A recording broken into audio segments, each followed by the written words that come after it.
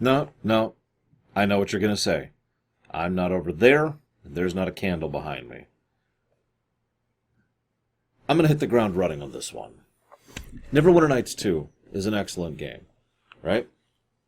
I mean, you may disagree with me on that, but I think it's a good game. I haven't reviewed it yet as of recording this. Neverwinter Nights 2 has one of the worst endings to a video game I've ever seen. It's awful and terrible and pisses me off and leaves me feeling just... Ugh. Do you think Neverwinter Nights 2 deserves a lamentation? Because the unfortunate reality of this episode is it's actually pretty decent up until the 35-minute and 15-second mark. I cannot in good conscience give this episode a lamentation just because the last 11 minutes pissed me off so hard I want to throw my frickin'... I was actually thinking about this. Check it out. So, whoa. That's weird and shouldn't be happening. Oh, shoot. Hang on. I've destroyed everything. No! There we go. Okay. So, I've got these discs, right? Let's see here. So we've got Dear Doctor is on the same disc as Sleeping Dogs, Silent Enemy, Cold Front, and Fortunate Son. That would be this disc right here. You're probably wondering, why aren't these discs in my computer? As I think I've mentioned before, I just rip all these. It's way easier and more convenient to just watch a local file than to plug these in and out of my computer, especially since I don't actually have an internal disk drive. I have to use an external, which I have, and I plug in for that. So I was thinking about taking this and just snapping it in half. I'd lose a few other episodes, which is why I'm not going to do that, but thought about it. See, here's the deal. I'm reminded, I just mentioned Neverwinter Nights 2. Allow me to use another analogy. Voyager. Alliances. Now, when I think of alliances, I think, I hate that episode. But when I went through it for the Rumination many years ago, I was like, this is actually a pretty good episode. I'm kind of with it. I'm kind of down. And then right at the end, it pissed me off really badly. Sound familiar? Even under the new system, where, I can give more than one lamentation per series, I still wouldn't give Alliances a lamentation. It is a good episode until it completely ruins everything.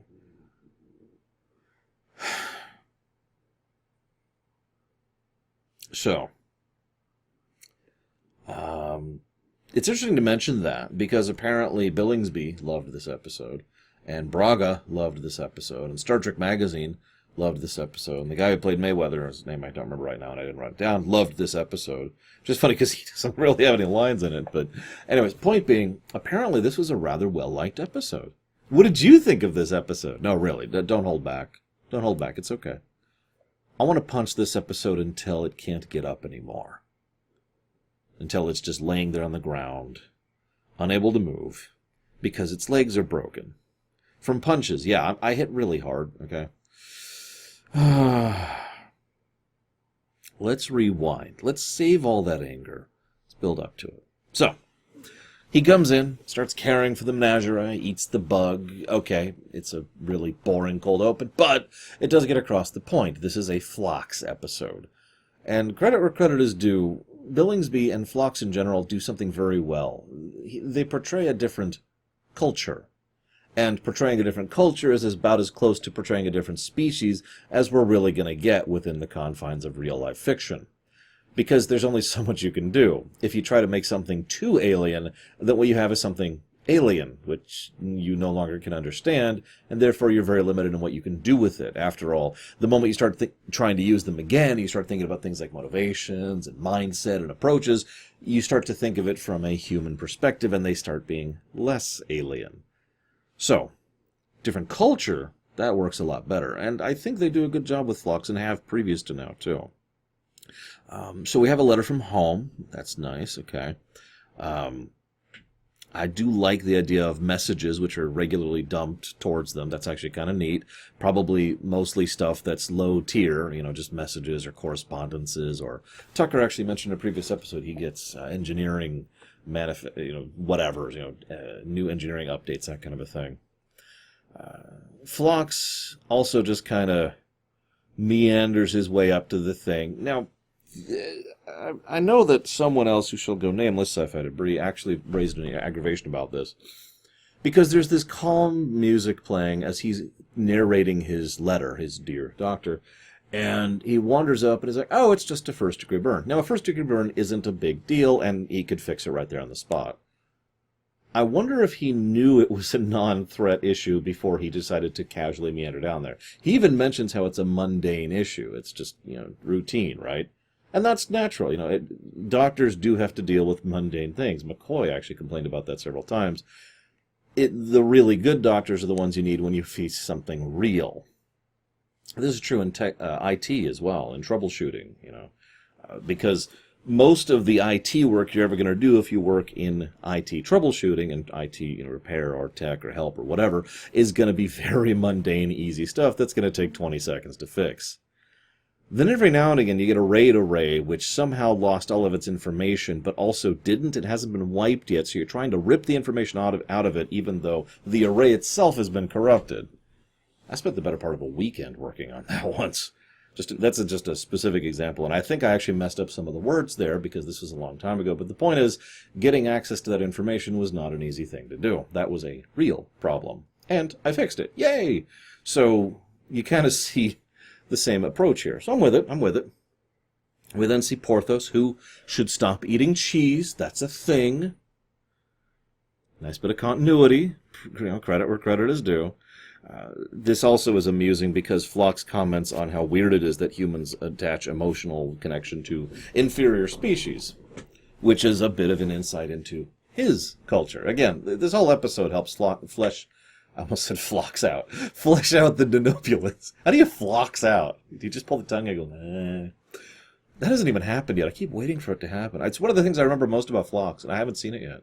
Anyways, I do have to admit Phlox is growing on me, which is funny, because I want to punch him until he can't get up by the end of the episode. But let's ignore that for right now. So, they go to watch For Whom the Bell Tolls. It's the name of the movie they're watching. I will admit I didn't recognize it at first. A couple things I find fascinating about it. First of all, they're still doing movie night. Okay, that's cool. A little recurrent continuity there.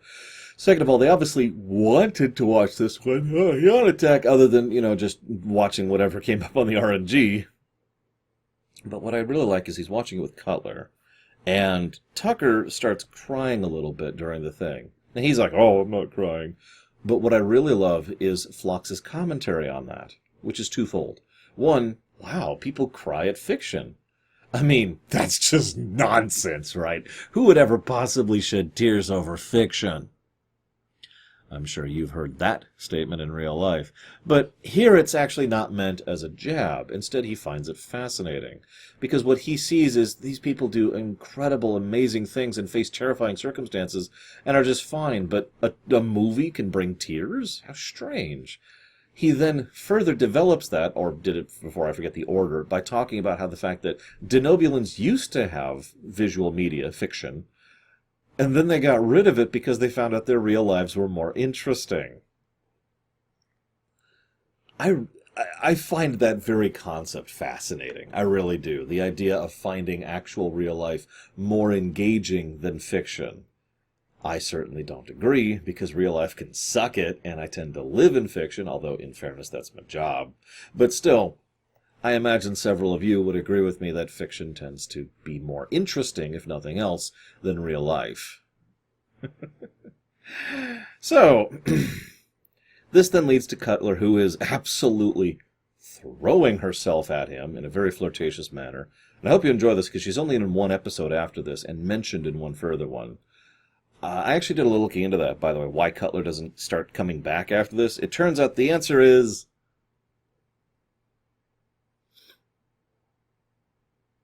yeah, I don't know either. The woman who plays her had no problem coming back by her own interviews, and Rick Berman said, yeah, we wanted to bring her back. We wished she could have come back. Yeah, that's your decision, Berman. You have that power. Anyways, I have no idea why they decided to axe her. Maybe they just don't want recurrent guest stars? I don't frickin' know. Although they had no problem bringing Combs back, but then again, Combs was a fan favorite and is also awesome. Not that I'm trying to imply Cutler's actress isn't awesome. It's just, when you get to the top percent and then you get above that, and Combs is awesome. Moving on. So, she's flinging herself at him, and he makes this comment that he's finding it hard to tell if she's romantically interested in him. Now, at first, my first thought is, oh, come on, dude. But then I realized, culture. All the things she's doing are things that we use as methods in which to indicate interest, either romantic or friendly, with someone else. So, it's entirely within the realm of feasibility that he doesn't really know how to interpret those signals. In fact, he flat out admits human pheromones are so hard to detect compared to denobulins, which indicates to me that that's the main method they use. I mean, yes, humans do have pheromones and that's a thing, but based on his comments, I'm thinking, no, really, you can tell when someone is interested in you romantically, or at least within the interest of mating. I'll come back to that point later. So, I'm sure glad Hoshi is there to use the translator when interacting with the Valakians. I mean, how could we possibly... So Hoshi is misused there, as usual. Then we get to the actual premise of the episode. Not yet, actually. We're not there yet. But we get to the core idea. There is a planet that has just enough tech to have space flight, but not faster than light flight. But they're aware of it, because they've interacted with a couple of races, including... what was it? I think it was the Farangi or something like that. I don't know. I've never heard of him either, but of all the choices, that's an interesting one. I wonder if that was deliberate, since acquisition is coming up. Anyways, so there's a planetary plague, and they're using their ships just to try and get out and find any kind of help.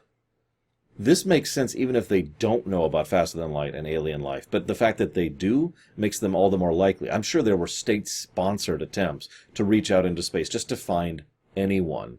A couple catches to that, though. So we can send out communications now that can go the speed of light. Actually, I think we can go faster than light in terms of communication. Don't quote me on that. Please don't quote me on that. I'm actually not that up to date. I'm interstellar physics because when I was studying for the extant, I decided to just rewrite physics. What? Don't look at me like that. Real-life physics are in opposition to spaceflight as a concept. So if you want to have a space setting, you need to do something with it. Point is, I'm wondering if they've just been beaming signals out non-stop, hoping someone detects that, while their ships are heading out in all directions, hoping just against hope that they interact with anything. Normally, I'd make fun of this kind of a thing, but with the level of the epidemic they're facing... No, this makes perfect sense. I'm surprised we haven't started doing that now. Right, okay, so as a fresh reminder, I'm recording this back in 2020, when there's an epidemic going on right now. It's okay, it'll certainly be gone by the time this video goes live. Right? Tell me the epidemic's over. Oh, God. Anyways, so, they all are trying to flee. That's cool, I'm with it. And... then what happens is there's a scene with Hoshi and Phlox talking in Denobulan. I like that scene. It's actually a good Hoshi scene, which is rare in this show. In fact, I think it would be the second time we've seen a good Hoshi scene in the entire series so far. And it's just kind of neat to have that whole conversation going back and forth. And it appeals to her strength, and it fleshes out him, not her. I'm with it. So, we get to the planet. We start studying it. They have a 1 in 3 infection rate. I don't think we've ever had anything... no, we haven't. We have never had anything that I'm aware of that is that deadly in real life, even at a local level. Not counting like down to the village level, because there are villages that have been wiped out thanks to real-life epidemics. But... to my knowledge, the worst we've ever had is actually a 1 in 4 infection rate. You probably know the one I'm talking about. So 1 in 3 is slightly worse, and just I'm trying to picture 1 out of every 3 people I know just kind of slowly getting worse and dying, and that's a hard thing to picture. I know a lot of people. It's okay, I'd probably be one of them, if we're being honest, with my track record, with my health. Either that or my immune system has got the Three Stooges effect going on. So, that's horrible. T'Pol says they should set up security. This is a subplot that doesn't go anywhere and only involves her. In fact, it only shows up twice. Once right here, and once later when Archer goes to the ship. I'm just going to talk about both now, since it's only the two things. Of course they should set up security, even on the off chance that the Valachian government doesn't decide to try and take you hostage and force your crew to try and cure them, which I could see a desperate species or government or even individual or special interest group or terrorist group or local militia or local military doing, or anyone whatsoever I could see doing that. But then you add in the fact that just because the people in charge are cool doesn't mean everyone else is. Unfortunately, thanks to the limited nature of Star Trek, we only really interact with one hospital and one little village of the Menk. That's it. We don't see the kind of things we probably should be seeing, like interactions with heads of state, or, touring different areas, going to different hospitals. I understand that sets are expensive. I get it. I think the head of state thing probably should have been pushed into the episode, at least as a side bit. Maybe have someone in costume come in and be like, I understand you're the captain of the vessel. Yes, doctor, if you'll excuse me. And they wander off to go talk about politics and things while Phlox tries to, just something would have been nice, but I digress. This, of course, then leads to the other thing, which is that several ships have approached and hailed Enterprise constantly because they think they have a cure, or maybe they can help, or please, I'll trade you this, or I'll give you anything. God, please, just give us something. The desperation would be obvious. Of course it would. 1 in 3 infection rate. And they do have ships, they just don't have faster than light. I wonder if the Ferengi would offer to sell them warp drives. Boy, that just sounds like a terrible idea, doesn't it? Anyways, however you think of that, it's something that isn't developed further at all, because why would it be? Why would we actually cover something interesting in this episode? Sorry. We're getting to the point where I'm going to get a little more upset at the episode. This then leads to them talking about the Menk, who are not as evolved as the rest of us. Okay, I'm going to skip over that for the moment. They talk about the scale of the disaster. Phlox asks T'Pol if about Cutler, and T'Pol points out that most humans are more interested in infatuation than in actual romance. And oh my God, I think she just described the romance of the week, which is funny because, to my knowledge, this romance between Cutler and Phlox only lasts this episode. I could be wrong about that. We'll see when we get to 2 days and 2 nights, quite a few episodes from now. Anyways. So they look into it, and we find out this is a form of genetic degradation. And not quite cancer, but certainly something I could use the adjective cancerous to describe. This is a genetic defect that has been spreading in their species for a while. It's just getting more widespread. So that's neat. Then we have the most uncomfortable scenes in the episode, where they talk about the inequality between the two species.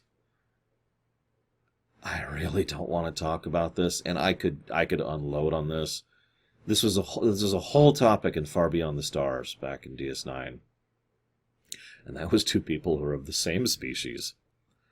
But here we have the less developed species of the Menk, who are on the verge of an evolutionary cusp, and blah, blah, blah, blah, blah.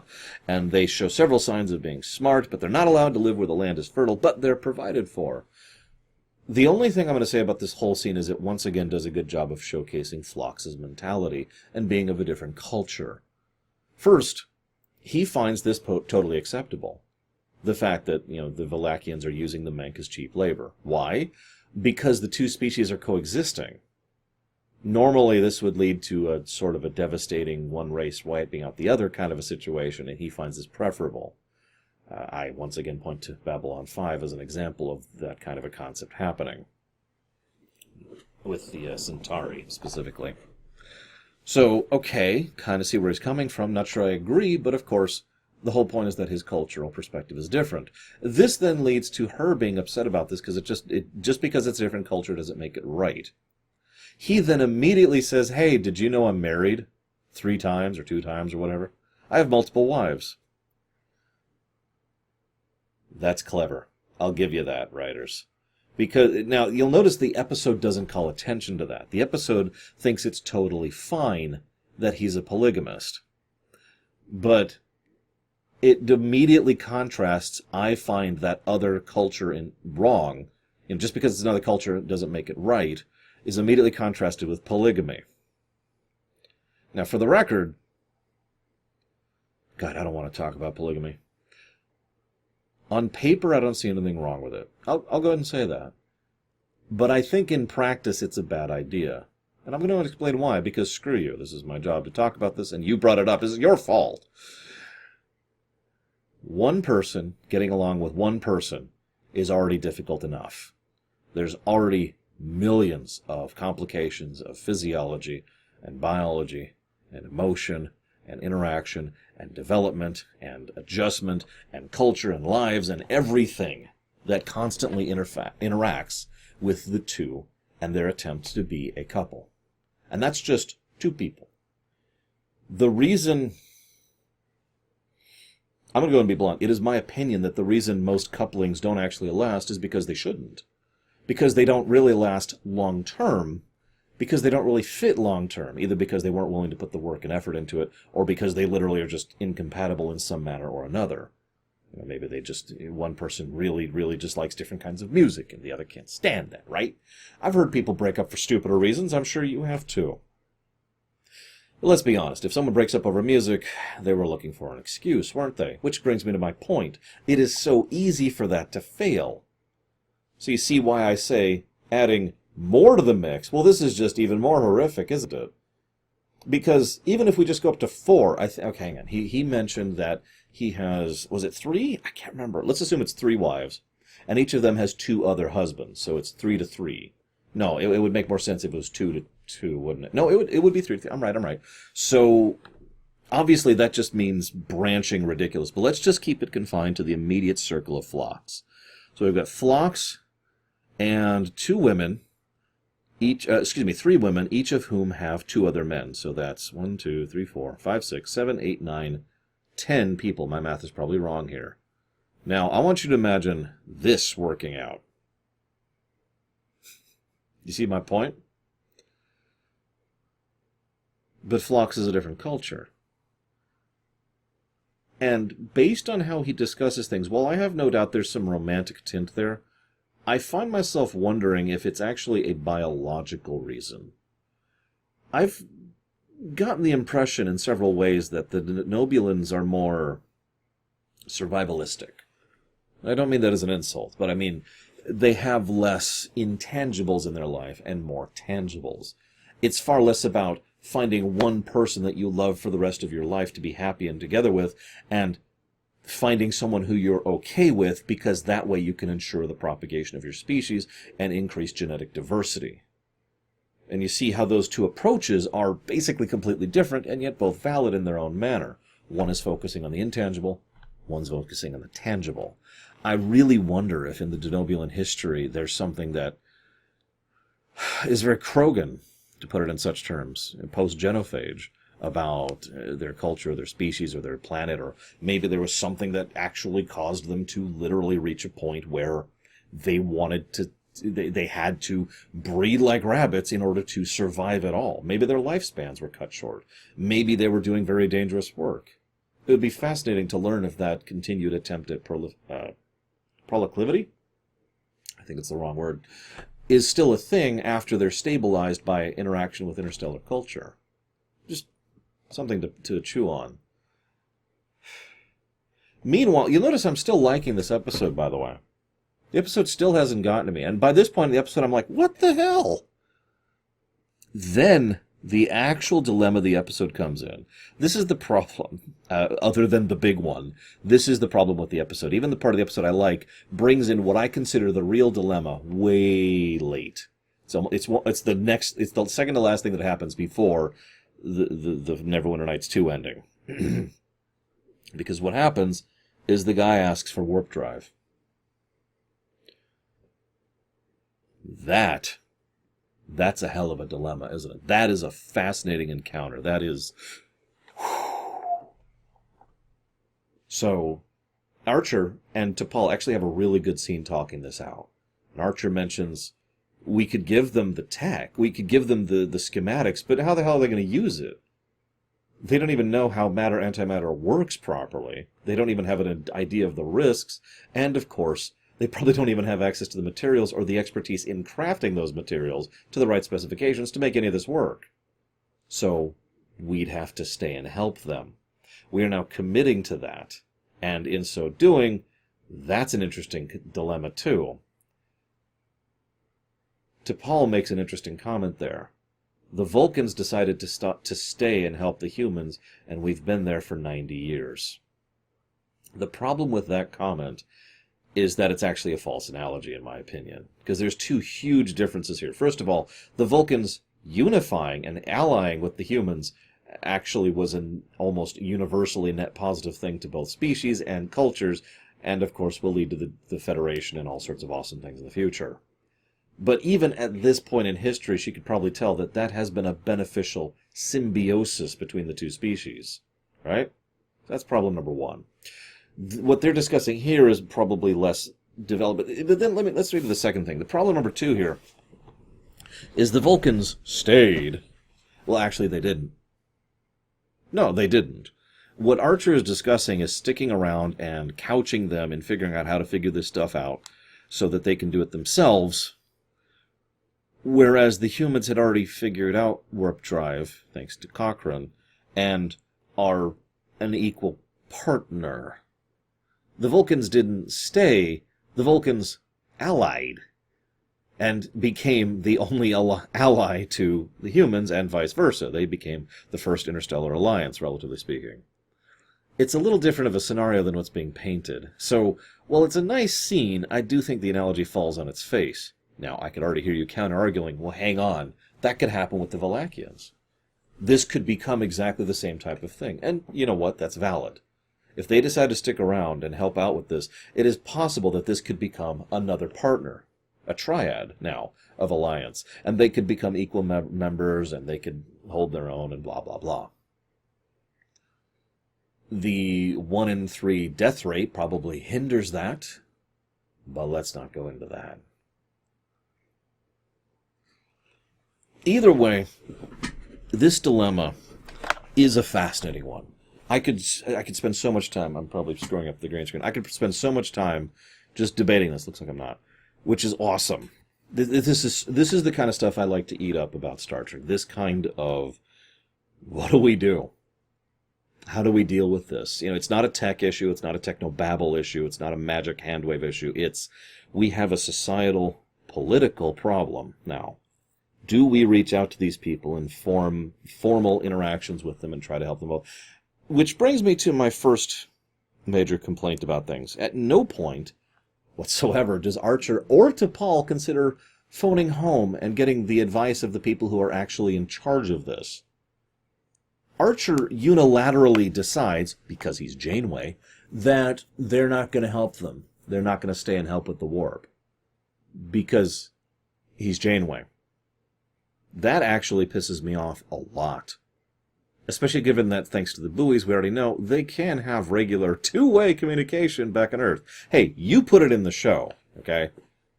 Don't blame me for using the tools you gave to the characters. So he should be able to talk to Admiral Forrest right now, who should be able to get into meetings with high command of both humans, let's say Starfleet, and the Vulcans, and they can debate this sucker out.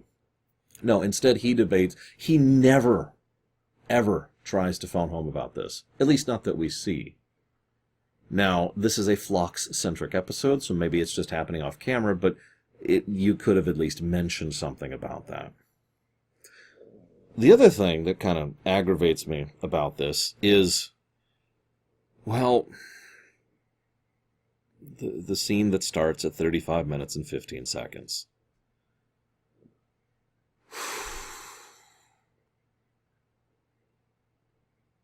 Where do I begin? Phlox comes in. Good acting. Good acting on Billingsby's part. Phlox comes in. He has discovered that it's a genetic mutation, and that it's the kind of thing that maybe they shouldn't fix. And he very cautiously posits that idea to Archer. Because, of course, Archer has this thing called compassion, which Phlox at multiple points in this episode references as being a negative trait. There's that culture thing again. So, Phlox is like, maybe we shouldn't. Maybe we shouldn't interfere with their evolutionary process. All I'm saying is, let nature make the choice. I've actually dissected this idea extensively across my discussions about Voyager, TNG, and Deep Space Nine. Mostly Voyager and TNG, that's where it mainly came up. I think I've made my point about how much this kind of thing pisses me off several times.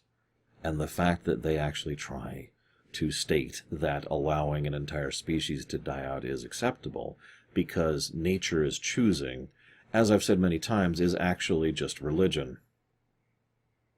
No, really. I talked about this in TNG. I'm pretty sure I've talked about it twice in TNG. What they're basically saying, if there is nature, if there's a higher power, if there's a cosmic plan, what they're referring to is God. They're not calling it that, but that is the way they are applying that idea, that there is something that knows better than them, therefore we should not question it. Now, maybe that's valid. I don't think it is, not because I'm pro or anti-religion, just because I can think. And by mere virtue of that provable proof, that mathematic proof, I now have the ability to say I should think. That old saying, I think, therefore I am, isn't just a fancy slogan. It indicates the fact that by virtue of being able to conceive of things, we should. And in so doing, we should question and think and learn and move. Now that is, of course, just my opinion, and I am just a moron. But that is something I very firmly believe in. This then leads me to the fact that Phlox has decided to have his faith placed in this cosmic plan, as he calls it, nature, in order to allow this entire society to die out, this entire species to die out, because in so doing the other species might rise up and have a cultural and evolutionary revolution. Actually, let's ignore the culture thing, because he doesn't give a crap about that. Everything he talks about is from a biological thing, a pragmatic, tangible perspective, which again goes back to what I mentioned. This is why I spent so much time talking about the polygamy thing. I get the very strong impression, intended or no, that the Denobulans are far more about the tangibles than the intangibles. This also kind of relates them to the Vulcans and probably explains why the Vulcans were the in-between between humans and Denobulans. So, he is looking at this from a scientific, greater zoomed-out perspective. Now, that is a valid perspective to take. I know that's not a popular thing to mention, but every now and again people do have to consider that when they have the ability to interact and affect the lives of millions, that they do need to zoom the camera out as part of their decision-making process. If it's not obvious that I am actually angry, so for those of you who don't know me, this is not full tilt rage. Full tilt rage is a lot quieter than this, but this is me being actually angry, because this whole concept pisses me off. This sort of thing is exactly why I hate the Prime Directive, by the way.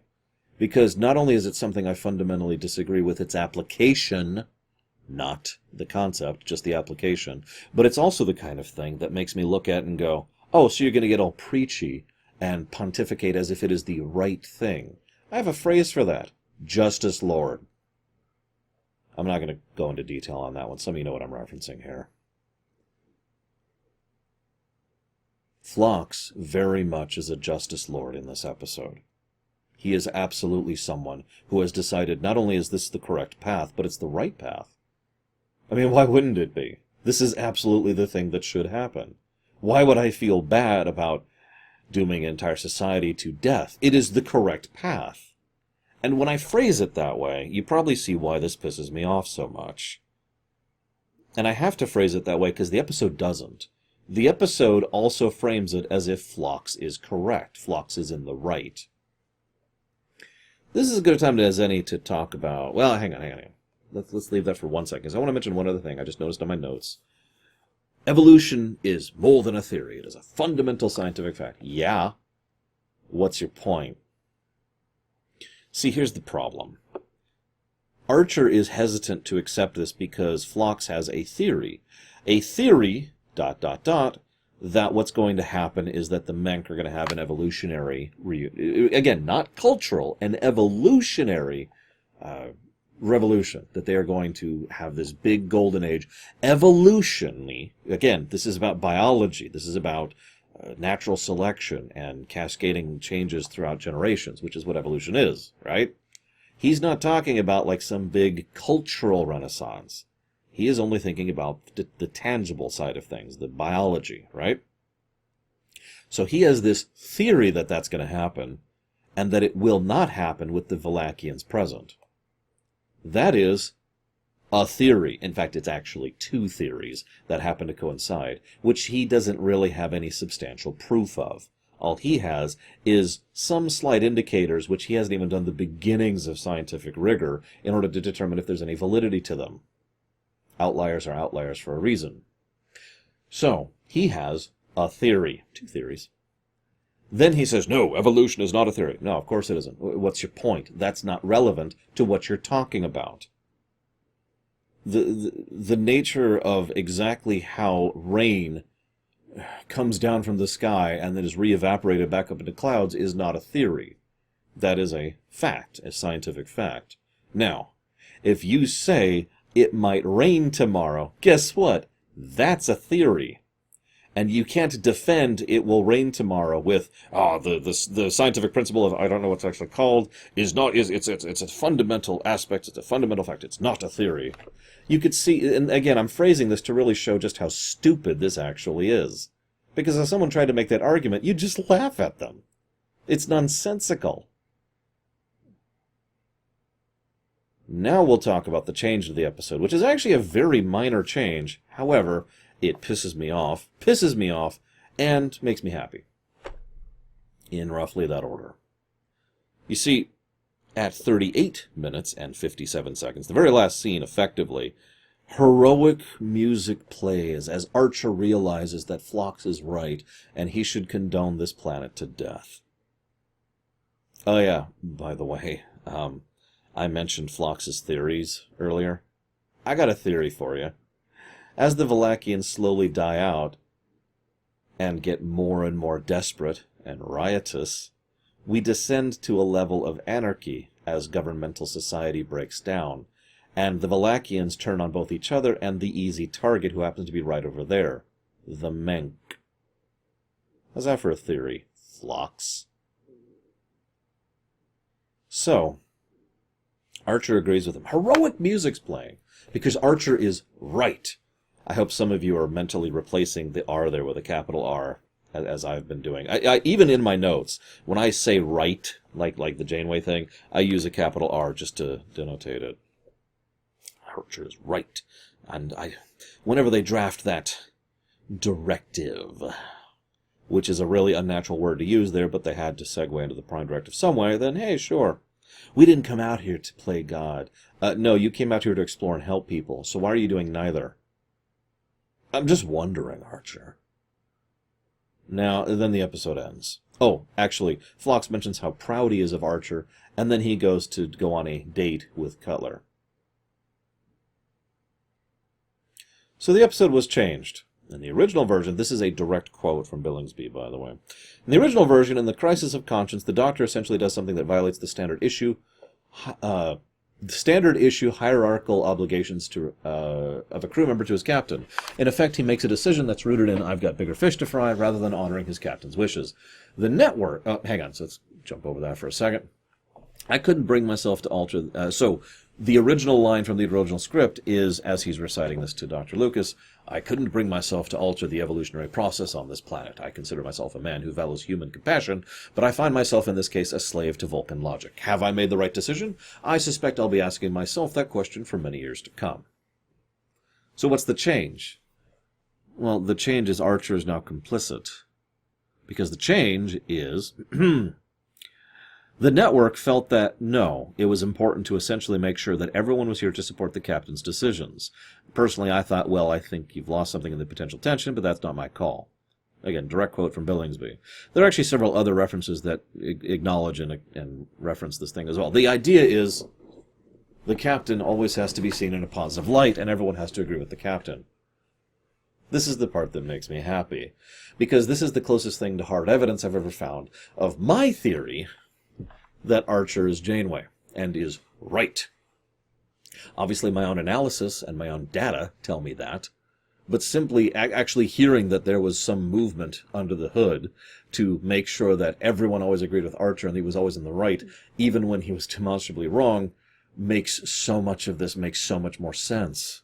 That's why I've been clinging to what has effectively been a headcanon theory up to now, because it really does line up with the pieces so beautifully. With this, I think I'm going to go ahead and shuffle that into actually true.